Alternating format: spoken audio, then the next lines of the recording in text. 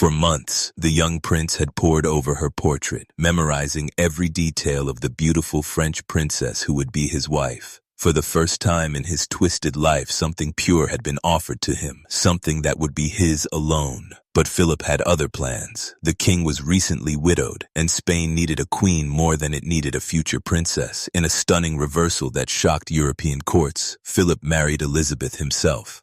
The father took what had been promised to the son, and he did it with the cold calculation of a chess master claiming a queen. The wedding day was torture refined to art. Carlos was required to attend, to stand there in his specially crafted clothes that hid his deformities, and watch his father marry his intended bride. Elizabeth was radiant, young, graceful, everything Carlos could never be. When she spoke her vows to Philip, Carlos heard them as theft. Every word she spoke to his father had been meant for him. Here's the cruelest part. Elizabeth was kind to him. She treated Carlos with genuine warmth, perhaps out of pity, perhaps out of guilt. She called him dear cousin and included him in court activities. But her kindness was acid on an open wound. Every smile she gave him was a reminder of what he'd lost. Every moment of gentleness highlighted what he would never have. The court watched this psychological torture play out daily. At state dinners, Carlos sat at the high table, forced to watch his father and Elizabeth together. The way Philip's hand rested possessively on hers, the quiet conversations they shared in French, a language Carlos struggled with due to his speech difficulties, the looks between them that spoke of the marriage bed, the bed that should have been his. Carlos's obsession grew like a cancer. He would station himself where he could watch Elizabeth's daily routines. When she walked into he gardens. He followed at a distance, his uneven gait making stealth impossible. The sound of his dragging foot on gravel became a joke among the courtiers. You always knew when the prince was stalking the queen. He began leaving her gifts, not normal courting gifts, but strange, unsettling offerings. Dead birds arranged in patterns outside her chambers, locks of his own hair braided into intricate designs. Once horrifyingly, he left a portrait of her that he had meticulously defaced, scratching out his father's figure wherever it appeared, and crudely drawing himself in Philip's place. Elizabeth, to her credit, handled it with grace. She never complained publicly, never gave Carlos the reaction he craved. But her ladies-in-waiting reported that she had started locking her chambers at night, that she would check over her shoulder when walking alone. The French princess, who had arrived so confident now, moved through the palace like prey.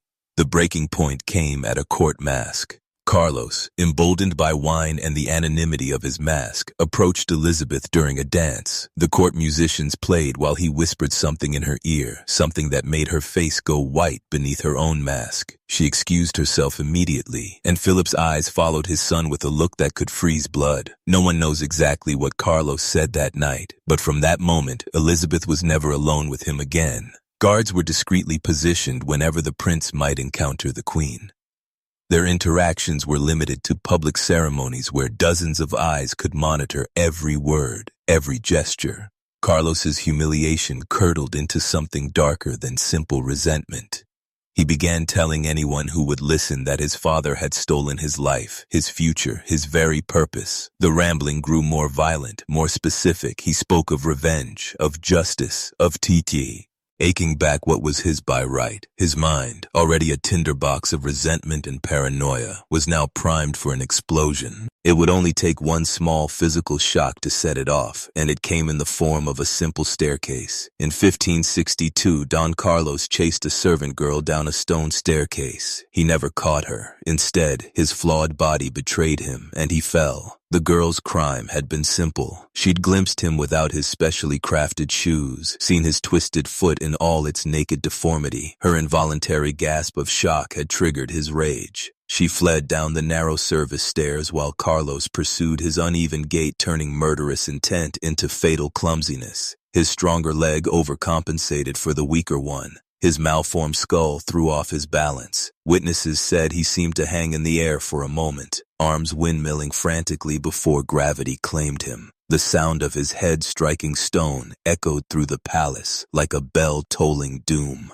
Then silence. For 3 days, Carlos lay unconscious. His skull had fractured, The already misshapen bone now cracked like an egg. Fluid leaked from his ears. His breathing came in rattling gasps that sounded like death approaching. Philip summoned every physician in Spain, offering fortunes for anyone who could save his heir. The doctors tried everything their medieval science could conceive. They bled him until his sheets were soaked crimson. They applied picuses of ground beetles and mercury. They prayed over him in Latin, Greek, and Hebrew. Nothing worked. The prince's fever climbed until his skin felt like parchment about to ignite. Then came Dr. Pinter with his radical solution, trepanation, drilled through the skull to release the evil humors trapped inside. It was a procedure that killed more often than it cured, but Carlos was dying anyway. Philip, desperate, gave his consent. The surgery took place at midnight. The physicians believed the moon's position would aid healing. They cleared Carlos's chamber of everyone XC. The medical team, and 2 strong men to hold the prince still if he woke during the procedure. The sound of the drill biting into bone carried through the palace walls. Servants later swore they heard it in their nightmares for years, that grinding, scraping penetration of skull. Here's the truly horrifying part. Carlos did wake. Halfway through the procedure, his eyes snapped open. The physicians later recorded that he didn't scream. He just stared at the ceiling, fully conscious as they drilled into his head, his lips moving in what might have been prayer or curse. The strong men had to pin his arms as his body convulsed, fighting against the restraints while the surgeon continued his terrible work. When the skull finally gave way, the release of pressure was audible, a wet, sucking sound as trapped blood and fluid escaped. The surgeon inserted a silver tube to keep the hole open to let the poison drain. For 2 weeks, Carlos lay there with a hole in his head, drifting between consciousness and delirium. In his fever dreams, he raved about Elizabeth, about his father, about conspiracies that might have been real or imagined. He spoke to people who weren't there, held conversations with his dead mother in Portuguese he'd never learned. The physicians took notes trying to separate fever talk from confession. Then miraculously the fever broke. Carlos's eyes cleared. He recognized faces, spoke coherently, even managed to eat solid food. The court rejoiced. The heir had been saved. God had shown mercy on the Spanish throne, but something fundamental had changed. The Carlos who woke from that procedure was not the same one who had fallen. The physical trauma had rearranged something in his already damaged brain. Where before there had been cruelty tempered by cunning, now there was just raw, unfiltered madness. He became convinced that everyone was plotting against him. He would test his food for poison, making servants taste everything first. He slept with weapons under his pillow. He began keeping lists, names of people he believed were enemies, complete with detailed plans for their punishment when he became king. Most terrifying of all, he started talking openly about his father, not with the previous resentment over Elizabeth, but with something colder, more calculated. He would ask foreign ambassadors hypothetical questions. What would happen if a prince needed to remove an unfit king? How had other nations handled succession when the current monarch had lost God's favor? The thing that rose from that sick bed was no longer just a cruel boy or a spurned lover. It was a paranoid, raving creature who was now openly talking about killing his own father. And King Philip was listening. King Philip sat in his cavernous, dark study, a letter in his hand. It was a report from a spy, and it confirmed his greatest fear. His son, the heir to the throne, was planning treason. The letter detailed Carlos's recent meeting with Don Juan of Austria, Philip's half-brother. The prince had proposed fleeing to the Netherlands, where Spanish rule was already threatened by revolt. He would present himself as an alternative to his father, a liberator who would grant the freedoms Philip denied. The Spanish Empire's enemies would rally to him. Civil war would follow. Philip set the letter down with hands that barely trembled. Around him, the walls were lined with maps of his vast empire territories stretching from the Americas to the Philippines, all held together by the iron will of the Spanish crown. One mad prince could shatter it all. But this wasn't just about empire. This was about a father's love colliding with a king's duty. Philip had tried everything to save Carlos. He'd forgiven the violence, overlooked the threats, attributed every outrage to illness rather than evil. Even now, part of him wanted to burn the letter, to pretend he'd never read it. The kin, G called for more reports. They painted an increasingly damning picture. Carlos had been hoarding weapons in his chambers. He tried to bribe guards for information about palace security. Most damning of all, he'd sent encrypted letters to known enemies of Spain, testing their willingness to support a coup. Here's what made Philip's choice truly agonizing. He understood his son's rage. He knew he had failed Carlos as a father. The boy's deformities, his madness, even his cruelty, they all stemmed from choices Philip's ancestors had made. Bloodlines Philip had continued. Every twisted bone in Carlos's body was a monument to Habsburg pride. Philip began his countermeasures with heartbreaking subtlety. He assigned new servants to Carlos, loyal men who reported every word. He had the prince's weapons quietly removed during cleaning, hoping Carlos wouldn't notice. He even tried one last time to reach his son, inviting him for long walks where he spoke of legacy, of duty, of the weight of crowns. Carlos responded with escalating paranoia. He accused his father of poisoning him, of stealing his birthright, of being a tyrant who had lost heaven's mandate. During one dinner, he stood and declared before the entire court that Philip was unfit to rule, that Spain needed young blood, not an old man's fearful grip. The silence that followed was deafening. The international situation made delay impossible. Philip's spies reported that foreign courts were watching, waiting. If Carlos fled Spain, if he presented himself as a wronged prince seeking justice, he would find support. The French would use him against Spain. The Protestants in the Netherlands would rally to him. The carefully balanced European order would collapse into war. Philip began writing letters, dozens of them, to every major court in Europe, not orders or threats, but careful explanations. He described Carlos's illness in vague but damning terms. He spoke of a father's burden, a king's terrible duty. He was preparing the ground, ensuring that when he acted, the world would understand. The final straw came in January 1568. Carlos had gathered his most trusted servants and revealed his plan to flee within days. He would escape to Italy first, then make his way to the Netherlands. He had promises of safe passage, offers of support. In his madness, he truly believed he could return at the head of an army and claim what was his. One of those trusted servants was Philip's spy. Within hours, the king knew everything. That night, Philip made his choice. He called for his armor. Not ceremonial dress, but true battle armor. His counselors were puzzled. There was no enemy at the gates, no rebellion to crush. But Philip knew better. The enemy was within. The enemy was his blood, his failure, his son. As he fastened each piece of steel, Philip transformed himself. The father died with each buckle fastened. What remained was the King of Spain, defender of the faith, protector of an empire that could not fall to madness. The choice was made, duty over blood, kingdom over son. On the night of January 18, 1568, King Philip II called for his armor not to ride into battle, but to walk down a silent palace hallway and confront his own child. A physician leaned close to the prison door and heard the prince mumbling. He said, "I am rotting, and they are letting me rot."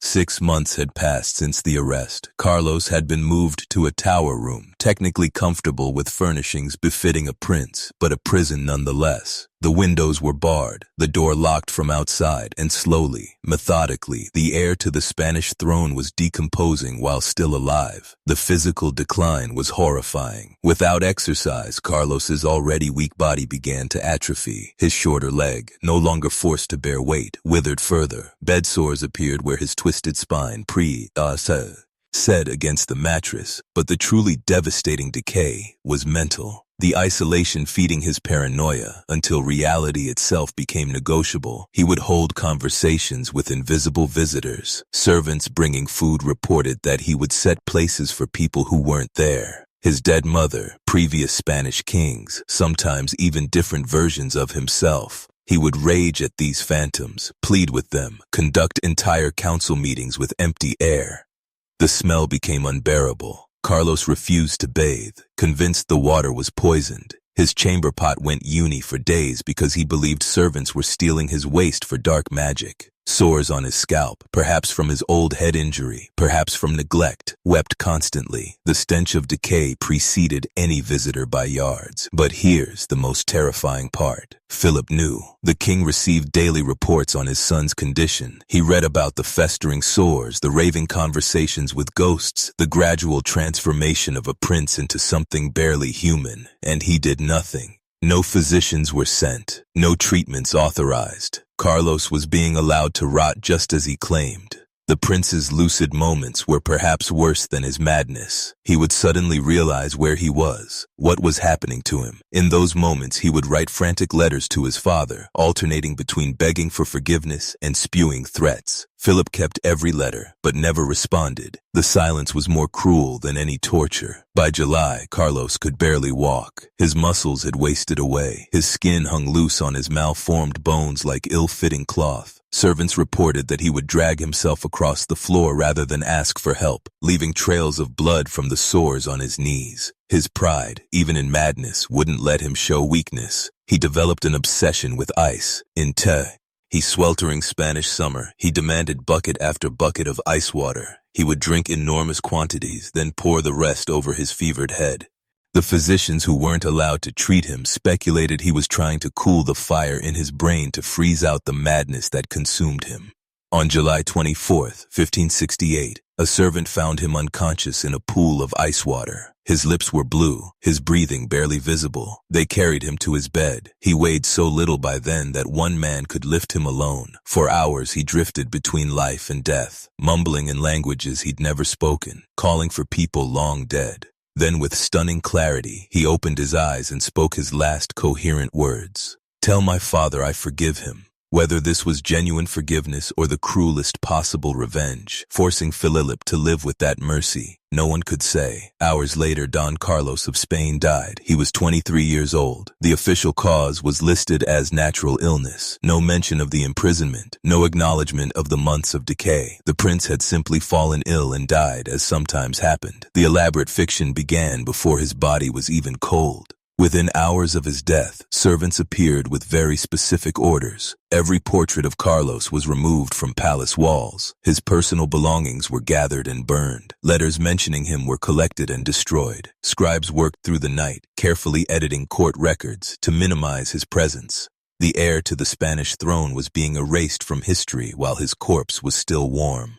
His body was failing, his mind was gone, and his father was ignoring it all. Carlos was about to die, but death, it turns out, would not be his final humiliation. The crown's final act of violence against him would be an act of total silence. We return now to that cold January night, but now you understand the weight of every footstep, every breath in that room. When Philip stood in that doorway in full armor, he wasn't just arresting a rebellion, a son. He was ending a tragedy that had been written in blood and bone from the very beginning. The arrest itself was swift, clinical. Carlos didn't resist. Perhaps he couldn't. Perhaps he recognized the futility. As the guards bound his hands, he looked at his father one last time. Some witnesses claimed he smiled. Others said he wept. The truth died with him in that tower room 6 months later. But the true violence came after his death. Philip's scribes worked with the efficiency of an Inquisition, but their target wasn't heresy. It was memory itself. Within weeks, it was as if Don Carlos had never existed. Ambassadors who inquired about the prince were met with blank stares. Court records skipped from 1544 to 1569, as if the years of his life were just empty space. The funeral was a masterpiece of erasure. No grand ceremony, no lying in state. Carlos was buried quickly, quietly, with only the minimum ritual required for a prince. His tomb bore no inscription beyond his name and dates. Even in death, he was given just enough acknowledgement to avoid scandal, but not enough to be remembered. Philip ordered all correspondence about Carlos burned. Portraits were not just removed but destroyed, the canvases cut up and used for kindling. Servants who had attended the prince were reassigned to distant posts or pensioned off with strict orders never to speak of their service. The tower room where he died was sealed and left to gather dust. The official histories written during Philip's reign skip over Carlos entirely or mention him in passing as a sickly prince who died young. No mention of the arrest, the imprisonment, the terrible decay. Certainly no acknowledgement of a father's role in his son's destruction. Philip had committed the perfect murder, not of a body, but of a story. But you cannot kill a story. Not truly. 2 centuries later, the forgotten prince began to resurface, not in Spanish history still carefully controlled, but in the writings of Spain's enemies. Friedrich Schiller, the German playwright, discovered fragments of Carlos's tale and saw not a mad prince, but a romantic hero crushed by tyranny. His play, Don Carlos, transformed the twisted, cruel prince into a symbol of youthful idealism destroyed by authoritarian age. Giuseppe Verdi took Schiller's fiction and set it to music. In his opera, Carlos becomes a tragic lover, noble and doomed. The monster who made shoemakers eat leather, who roasted rabbits alive, who planned patricide. All of that vanished. In its place stood a romantic martyr, a victim of political necessity and cruel fate. The irony is perfect. Philip won every battle. He preserved his empire, controlled the narrative, erased his shameful son from history. But in doing so, he created a vacuum that artists filled with their own versions. The real Carlos, twisted in body and mind, was forgotten. The fictional Carlos, beautiful and tragic, became immortal. Even now, in opera houses across the world, audiences weep as tenor voices soar through Verdi's auras. They mourn a prince who never existed, while the real Don Carlos, the child king eaten from the inside by his own poisoned blood, remains truly forgotten. King Philip won the battle for the throne. He silenced his son and erased his name. But in the end, the story of Don Carlos, the child king eaten from the inside, refused to be forgotten, and it is a story that is still being told even now.